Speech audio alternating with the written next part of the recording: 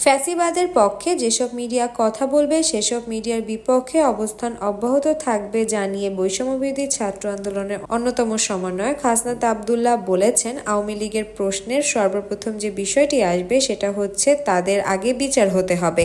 সুতরাং যেসব টকশোজীবী, মিডিয়া পাড়া, বিশ্ববিদ্যালয়ের শিক্ষক, বুদ্ধিজীবী আওয়ামী লীগের মানবাধিকারের জন্য সরব হয়েছেন, আপনারাই এতদিন এই ফ্যাসিবাদকে পৃষ্ঠপোষকতা দিয়েছেন। ফ্যাসিবাদের পক্ষে যেসব কলম লিখবে আমরা সেই কলম আবার ভেঙে দিব। মঙ্গলবার দুপুরে নারায়ণগঞ্জের শহরের চাষারা শহীদ মিনারে জুলাই বিপ্লবের ঘোষণাপত্রের দাবিতে পথসভা ও গণসংযোগে তিনি এসব কথা বলেন।